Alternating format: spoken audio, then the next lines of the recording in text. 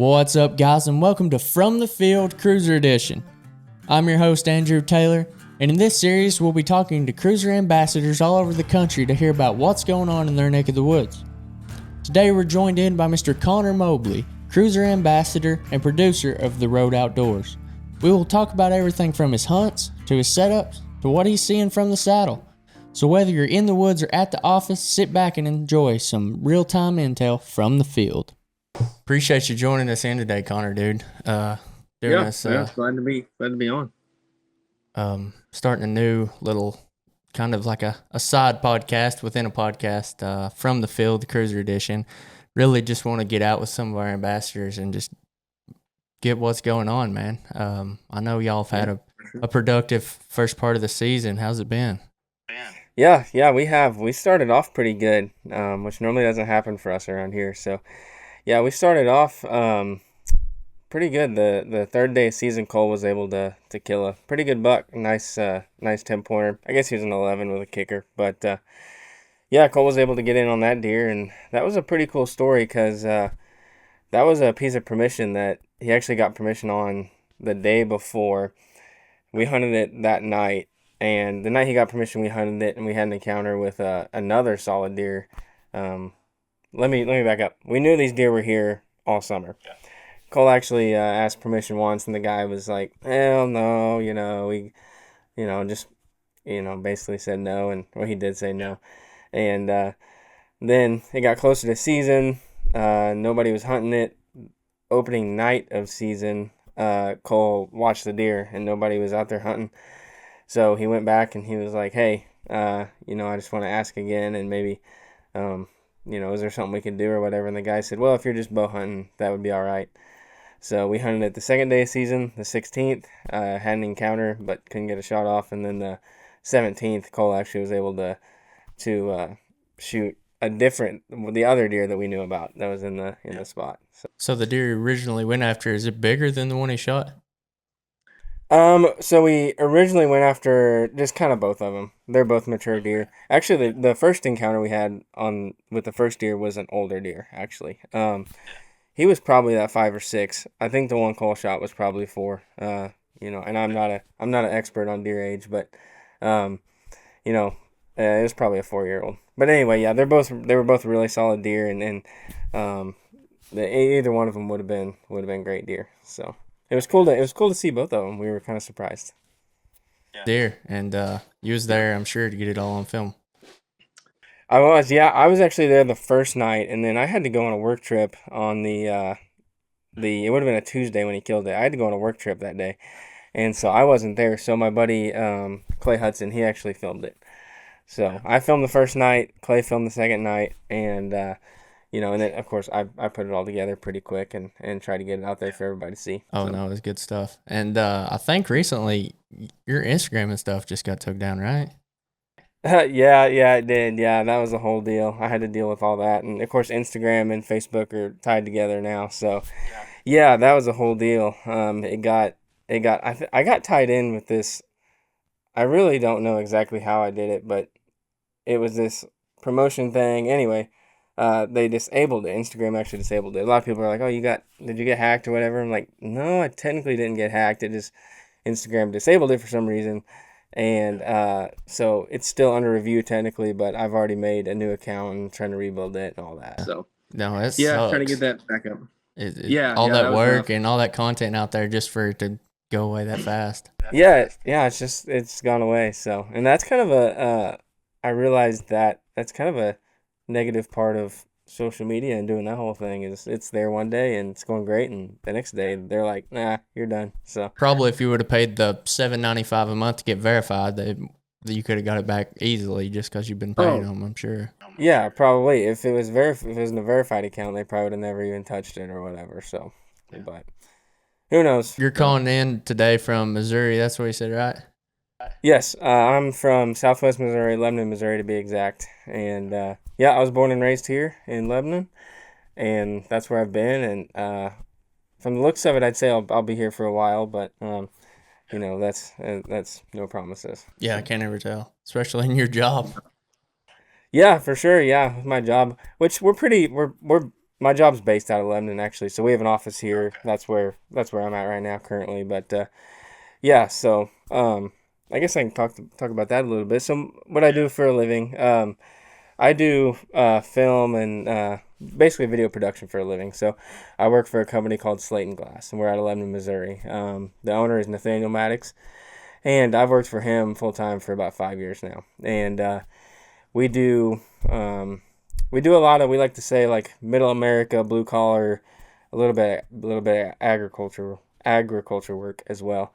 So we started back when I started. We were doing a lot more in the hunting industry, but we've kind of not necessarily transitioned away from that on purpose, but just kind of naturally we've gone more towards what we like to call blue collar, middle America brand stuff. So keeps us busy. Yeah, for sure. So, Yeah. do you do the filming and the editing as well for them? Yeah, for the most part. So we have a team of four main people in here in the office right now, and three of us do some video work and editing. So yeah, I do most of the filming. My title is director of photography. So that means I'm basically the film guy. The filming is kind of split between me and Nate, and we take turns. He'll do a lot of directing too. If we're doing stuff that's more directed and maybe some setup stuff, and I'll do most of the camera work. So, and then when it comes to editing, yeah, I do a lot of editing. Right now, I'm the editor, so we do some post production for a couple TV shows as well. One of them is RNTV, the Waterfowl Duck Hunting Show, and I do all the post production for that show right now. So that recently got put in my hands a few months ago, just from some changeover we had, and so that got put in my hands a few months ago, and those are weekly episodes. So actually, my final one, I'm on episode 11 or no, 12 of 13 right now. So I'll be good to get finished up with that, and that'll actually free up some hunting time for me. Last year I was able to hunt a lot just with scheduling and what we were doing, but this year I've been tied up pretty good with trying to get these episodes out. So I'll be glad to get these done and spend more time in the woods. Yeah, absolutely. I'm sure between your full time job and then producing some of y'all's own stuff, that's a lot. It is, yeah, it's a lot. And it's a lot, but I absolutely love it, and that's what makes it work. Yeah, full time. I wouldn't be doing my own hunting thing with the road unless I had the experience and knowledge that I've learned from Nathaniel and through Slate and Glass. So that's all been a huge help, and I owe a big thanks to Nate and Slate and Glass really for kind of teaching me all that, because without that, I know I wouldn't be where I'm at right now. So it's pretty cool. So the hot topic here at home is the cold front. I'm Yeah. sure you all got a little more chilly up there as well. What are y'all seeing? We did, yeah. Yeah, we did. We got, I think the lowest I saw was 29 yesterday morning, or no, two mornings ago. Yeah. Yeah. And I was actually on a work trip up in I was about 6 miles from Iowa on a work trip the past couple of days. So yeah, it was even chillier up there than where we're at. I But think we hit yeah. like maybe 34, maybe, Yeah. but we haven't broke freezing yet. We got one frost, if that tells you anything. There you go. Yeah. But what are you y'all go. seeing as far as deer movement up there? Deer movement, yeah.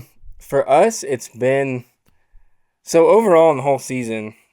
For us, it's actually been somewhat slow because the deer are on a huge acorn pattern here, and I'm sure it's probably similar where you're at in Tennessee. Yeah. Which really makes the hunting tough, especially if you're not used to that. If you don't have that nailed down, there's some guys that have it nailed down and they know when, hey, it's an acorn year. They're like, oh, this will be my year to kill a deer. For us right now, that's not us. So Cole got lucky with his deer because that deer was actually feeding under a giant oak tree that was on the edge of a field, and so those deer would come out in that field. Even though they were in the field, they were eating the acorns off the oak tree. So we kind of just got lucky with running around scouting and knowing the area with that deer. But other than that, we've been struggling. We've got some food plots out. Cole's farm is it's pretty well managed, and it's got some food plots, and the deer use them, but they're just it's not what it was last year. and it's making it pretty tough. And The whole acorn thing is it's kind of crazy that they have produced that much. I mean, it's been dry, really dry here. I don't know about there.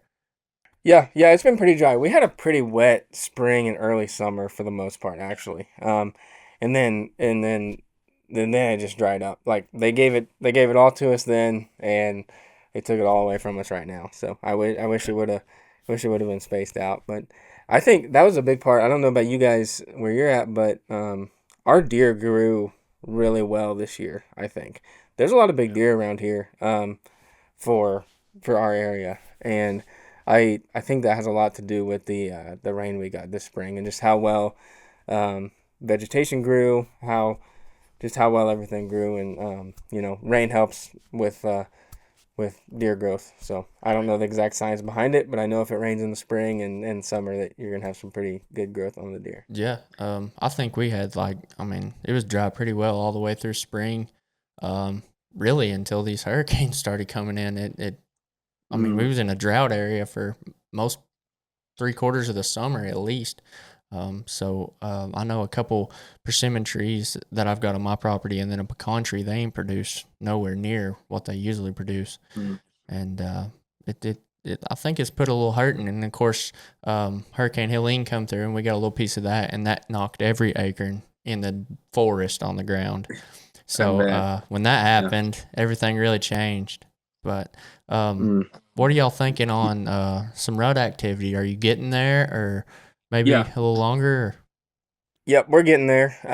We can tell by we've been hunting the little bit we have been able to hunt and get out. We've seen some younger bucks kind of nudging around some does, and I think they're more just so getting curious and whatnot. And the does aren't into it yet, of course, but the young bucks will be kind of nudging them around. Cameras, we put this time of year we have all of our cameras 90. If we have 10 cameras out, 9 of them are on scrapes, and we've got deer hitting scrapes. There was a few weeks there. They're starting to ramp back up, but there was a few weeks there where they stopped, and we actually had a lot of scrape activity in the middle to late September, and then for I don't know, probably 10 days or so, they kind of fell off, but they're starting to get back up to it now. If we could get a rain, see, we didn't get any of that hurricane rain that you guys got. Yeah.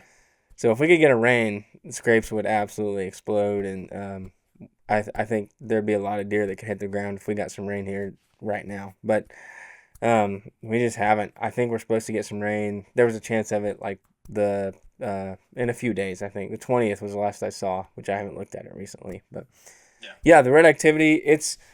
The bucks are starting to feel it, and this cold weather really helped, and which for us the cold weather hit not great with the moon, the full moon. I mean, the deer moved a lot, especially on you could see them on camera and whatnot, but daylight activity wasn't great, and morning activity was actually better. And so this time of year we're still hunting mostly evenings, and especially with some of our work schedules and stuff, it helps. Evenings are easier. But yeah, mornings have really kind of stepped up, I guess you could say. I know a guy who Cole's dad actually he shot a nice 9-pointer this morning. So yeah, mornings have been pretty good, and that's different than last year. Last year this time of year mornings weren't quite it yet, but it's a little different this year. Yeah, that's the same for me. I killed one last week. It wasn't no crazy, but it was nice. Yeah, it was the first little cold front that come through, and it just seemed like that was the spark. Now they've kind of laid off a little bit. It's more nighttime activity. It's still cold here for us, but it's like that first little spark. It just give them the juice. Starting to see a lot more scraping, a lot more rubbing, stuff like that. Yeah. We've been. Yep. It's coming though. When's y'all's peak usually? I mean, generally. Yeah, our peak is so I guess that depends on who you talk to on what you consider peak. So right, our gun season is normally it's the closest Saturday to the 15th is our gun season, which is a controversial topic here in Missouri, but that's anyway, about the same thing here. Yeah. So gun season is normally what you would probably call the peak like lockdown, like breeding. peak chasing is going to be that, first week in November. It could start a little earlier this year, I think, with this cold front we got pretty early, and if we get some rain, I think that'll really kick things in. So that last week of October, first week in November, a lot of deer start moving around. And then we can get some pretty good stuff towards Thanksgiving, after lockdown.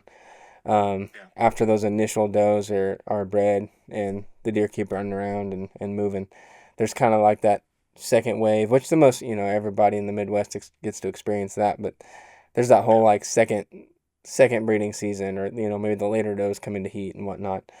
And we've got some pretty good. For me historically, I've killed a few deer in that, November 20th through the 30th. And I know of 2 deer that I've killed in the last week of November that came into a snort wheeze. So, they're still feeling it even in the later part of November. Yeah, absolutely. I think typically, historical thinking, around Halloween's always been good for us here, and then they go kind of crazy right there for a couple weeks, and then like Thanksgiving, they're starting to be more reactive to some calling and stuff. Nothing like no Midwest deer. We've grown in some deer in here, but it ain't the same. You've grown a snort wheeze of deer in out there, and it's like he's coming to bust something up. And here it's like they kind of just want to check on, see what's going on. For sure, yeah. I think a lot of that has to do with visuals. We're right here in Lebanon where we hunt. It's a lot of hardwoods, a lot of oak woods. And, you can do some blind calling and whatnot. But out west, just I say west, even an hour west of where we're at and further after you get to that point. I think deer just act a little different out there. For one, they're not just hard, big timber deer. They've got some open ground and more crop field deer. So yeah. Do you see a difference in between like the crop field deer than the timber deer as far as maybe the way that they'll go into a rut? No, not specifically, and I probably can't give a solid answer because I don't have enough experience with hunting strictly crop land deer or strictly timber deer. We've any chance we get to hunt crop field deer is like public land deer and stuff when we travel a little bit, and which we'll still see it. And we don't do a ton of traveling during like that October, November time, just because we're here in Missouri trying to get deer here. So there ain't no sense in leaving your home if you got big deer there. Exactly. Yeah, exactly. So we do a lot of that here. Now this year I drew a Kansas tag. So I am going to try to get out to Kansas a little bit. I might try to get out once in early November, but I'll probably try to focus more on it towards maybe that Thanksgiving time. So. Well, let's talk gear for a second. I know you pack a lot of gear with you. Let's start at the climbing apparatus, which we know, but end at the camera, just everything in between. Yeah. So gear-wise, I will say a huge part of everything we're able to pack in, everything we do take in, is much attributed to the escape pack, the CRÜZR escape pack. That thing is solid, and I was very impressed when I first got mine. And that thing it's got all the right pockets you need. It's got the right pockets for, it's got the saddle, I guess you could call it a pocket or slot or whatever, It holds platform. Yeah, it holds the platform right there on your back, and you're not shaking around. It's not getting caught on limbs as you're walking through or whatnot. It holds that platform real tight. And then it's got your main compartment with a couple pockets in it, which are great for, you could even, if you don't want to walk in with your saddle, you throw your saddle in the bag, and it's fantastic. And then it's also got the that back pouch that I guess would be what's holding up the platform a little bit, I guess. Yeah. But anyway, that pouch is amazing, and especially up in the tree. That pouch, I will fill that pouch up, trying to put everything I need right in front of me. Because in the tree, I'll put my backpack I'll try to hang it right in front of me if I'm filming, because I don't need to. When I'm filming, I don't need to do the same movements as drawing my bow and whatnot. So that's a little different when I'm filming. But yeah, that backpack is awesome. And it's got the straps to hold the sticks as well. So I Speaking actually of have sticks, have you been able to touch them yet? I have not. They are sitting in a box at my house. I just got back from a trip yesterday, so they're sitting in a box at my house. I have not got to open them yet. I need to. I was going to. I'm going to do that today because we're going to go. We should be able to get out and hunt tonight, and we'll hunt this weekend as well. So I'm going to open them up today and check them out. I've seen the videos and I've seen the photos and everything else, and I'm really excited for them. So really excited for them. We talked about this on our last episode. We can actually talk about them to the public now instead of getting asked about them. Like, we got them; they're here. And by the time this episode comes out, I'm sure they'll already be dropped. But they're, I mean, yeah, we'll probably be out of them by the time this drops. But, probably, you guys will sell out. It's from what I've seen of them, they should go pretty quick. Just from what I've seen, and I haven't even got to put my hands on them yet, and I'm still impressed by what I've seen from them. They're sweet. I mean, sticks are one of those things that, I mean, I'll pack 30-pound sticks as long as I like them. I don't care. But these are like legit, and I'm super pumped that we actually got them in. It's one of those things. It's kind of like, you know, shooting a big deer. You talk about it all the time, and then you wait, and then you finally get your hands on them. And I'm like, oh, yes. But yeah, definitely. Sticks are a big deal. Sticks are a big deal in trying to get up in the tree. If you have, I will say I'm a big fan of the double step sticks are great because if you need to stagger them or whatnot, they're great. But also I don't know the proper wording for it, I guess. But, you know, some companies make sticks that have one step on like the right side and then your next step up is the left side. I don't like those sticks at all. And so it just limits your options so much. You have to, it just does. So anyway, I'm super excited for these sticks and to see what they do, and they should be pretty awesome. Yeah, let's talk cameras for a minute. Of course, for sure. We all know that you're a big filmer, big editor and stuff. What's your camera equipment look like in the tree? So, in the tree, I'm running right now. I'm just running a Canon R6, so it's a few years old now, and that thing's seen some stuff. But I don't see a reason right now that I need to upgrade. I do want to upgrade, of course. I think we all get on, B&H or wherever you look at stuff, and we all make a cart, and we're like, man, if I had unlimited money, this is what I would get. We all do that, but for what I need and for what we do right now, the setup I have, I think is pretty perfected. So I'm running the Canon R6. I have a cage on it, and I've kind of rigged up the cage pretty personal to me. I've got a monitor and side handle and whatnot, and I've got and none of those are anything fancy. The lens, my main lens would be a Sigma 24-105, the art lens that Sigma made a few years ago. The EF, I run an adapter, so I do the EF lenses, but that thing's a workhorse. It's my main lens for most everything. Bow hunting, that 105 focal length can do most everything you need, but I also have a Sigma 78-200 if I feel I need that. Do you prefer the EF lenses over the RF, or? So, for pricing, of course I do. Yeah. EF lenses are really, really solid, and I think RF lenses they're obviously new and they're made for the new mirrorless cameras. And we have a couple here at work and they look really good. They do feel a little more plasticky, like a little I don't I'm not putting them down at all because the image is great, but just the feel is a little different. And I love the EF lenses. For one, the price. If something happens to one, you can replace it pretty easy.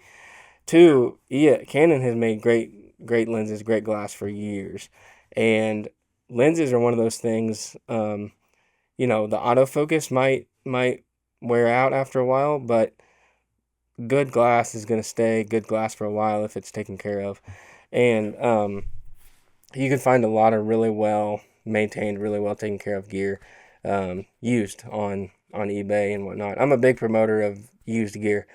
Buying, especially if you're going to take it in the hunting, if you're going to take it in the woods, the last thing you want to do is buy, thousands of dollars worth of brand new stuff and take it out there and something happens and it falls from a setup, or it gets stepped on by your buddy or whatever. And, that's the last thing you want. So that's kind of the happy medium there for me, is something that gives me a good enough image that I'm satisfied with my YouTube channel, and something that is also, if it does happen to fall out of the tree, it's not the end of the world. I can replace it. I can replace it and it won't hurt as bad as replacing something that is brand new or. And, when you're posting YouTube videos the style that we do, you spend a couple extra $1,000s on a camera, is it really going to give you much more in that image, If you know what you're doing with your camera and you spend a lot of time with it and you learn it, I think there's a lot of people that can, you could still shoot in 1080, I think. 4K is the new deal, but I think there's a lot of people that can still shoot in 1080 if they know what they're doing and create really beautiful images. So you put out some good stuff for sure. So, well, thanks. Yeah. I try, and through, just learning through my job and taking that onto my YouTube channel, I try to, quality is pretty important, and, I want people to enjoy watching it, and I want it to be easy to watch, I want it to be like, oh, that looks good, instead of like, what's that dot out there that's walking or whatever. So, I try. And not to say we don't do that, I filmed a video last year, just self-filming it. It was a deer I shot with a gun, and, the kill shot's with a GoPro, so it is like, the deer's at like 50 yards, but it looks like kind of a speck, and, but I'm also a believer in, I guess you could say quality over quantity, right? So if you can tell a good story, and maybe not so tell a story, but bring someone along with the story that's happening, and be able to show that, then I think you can keep people engaged. Oh, absolutely. I'll click out of a hunting video if the storyline's bad all day. Yeah, for sure. Yeah, and intro and the beginning of the video is pretty important. I was kind of talking about this last night with my wife. We was watching Outer Banks, and I was like, this stuff is so like sticky.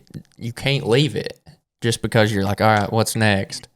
And they're so good at that. Yeah. And I like deer hunting videos the same way. Like, oh, he's gonna kill it. Wait a minute, he might not. Yeah.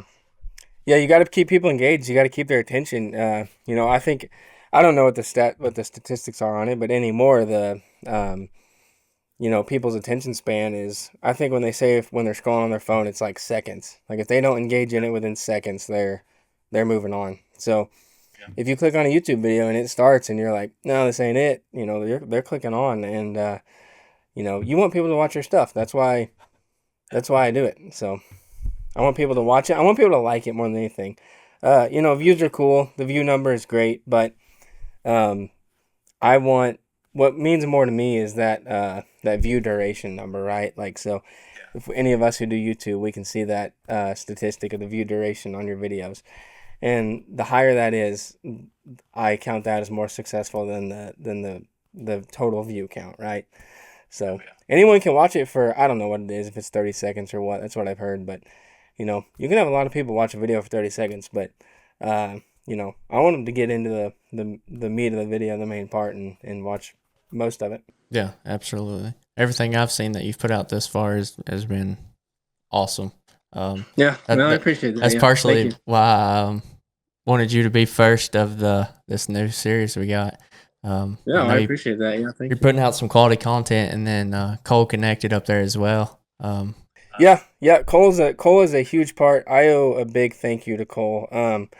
He's a huge part of the road. So I guess for everybody listening, we're talking about the Road Outdoors. That's my outdoor YouTube channel. It's called The Road Outdoors, and it's something that started a few years ago, and it's progressed. It's kind of had some different paths, but now it's just a YouTube channel. And but Cole's a big part of that. I couldn't do it without I'm able to do the video side, which when it comes to people who want to create a YouTube channel or create a brand or whatever, having a person or even a team of people that can actually do the producing of the video is a really big deal. Because we all have ideas and we all want to be the star of a show, probably, right? Like we all want to be like the one shooting the big deer in front of the camera and like, hey, watch me shoot my big deer. We all want to do that, but you can't do that unless you have someone who can produce it. So I kind of took that role, for one, just because of my job and what I was able to do, and two, I just love it. So, and I've been friends with Cole forever. We're both from Lebanon. We're from the same town. He's a year younger than me, but we've been friends forever, and he's hunted forever, and I've hunted forever, and we just kind of made this thing work. I was like, hey, we're gonna hunt together. Let me film it. So we filmed it, and I was like, we can probably make some pretty cool stuff if we filmed a lot of this. So Yeah. we did, and Cole, he's got the personality for it. That's another thing that I try to talk about on a few of these guys that are in my videos. I'm like, kills are great. Everybody wants to watch kills. But what's more important and what's more engaging is personality. And I'm trying to, Cole's the main guy, and he's got the personality for it. And then also Clay Hudson, he's been a lifelong friend of ours forever as well. But we've kind of tried to bring him on the channel a little more, and he's also interested in photo and video. And that dude's got a personality as well. So if he lets it fly on the camera, it's pretty entertaining and pretty good. Oh yeah, absolutely. Well, man, Yep. I appreciate you stopping by today. For sure. Yeah. Hopefully we can get together and see y'all soon. For sure. At a show or whatever that looks like. I know Chad's coming up that way to hunt somewhere sometime, so maybe we can get together cool. then. Yeah, for sure. So we're down here in Southwest Missouri. So how can people find you if they're looking for you? Yeah, so you can find me on my new Instagram, which is Connor M Mobley. So Connor M Mobley. M is my middle initial, and then Connor Mobley, obviously. So Connor M Mobley on Instagram. Facebook's just Connor Mobley. You can search my name. You'll be able to tell it's me by all the outdoor posts and whatnot. Yep. And then the YouTube channel is The Road Outdoors, and so you'll be able to see that in the logo. And we've got a few videos on there. We do have an Instagram page for The Road, but I also had to, so since that was also tied to my personal Instagram, I had to redo that one as well. So it's new. It's just The Road Outdoors _ this time, because you can't use the same username. So anyway, we're going to start getting it up and going again, and it's a lot. That was kind of bad timing to have to restart some social media pages. Yeah. Oh yeah, it was horrible. But I mean, I'm sure you got plenty of backlog. Yeah. Oh yeah, I've got content that I could post for a long, long time. So it's just posting it and writing and telling about it and stories and whatnot. So I'm big on stories. I like writing. I'm big on telling stories, and with what we do, every photo and every video and every still frame has a story behind it. So I've been trying to share that on the socials so people can kind of check it out and maybe relate to some of the stuff we do. Absolutely. Well, yeah, like I said, I appreciate you stopping by, and dude, I hope you smack one this season. I hope so. Yeah, it's my turn now. Cole got his out early this year. So you got the rest of the year. You're good. I do. Yeah, we spent a lot of time with him last year, so it's my turn now. So I'm going to try to get out there and get one. All right, man. Awesome. Thanks for tuning in, and we'll catch you on the next one. For sure, yeah. Thank you for having me. See you guys. See ya.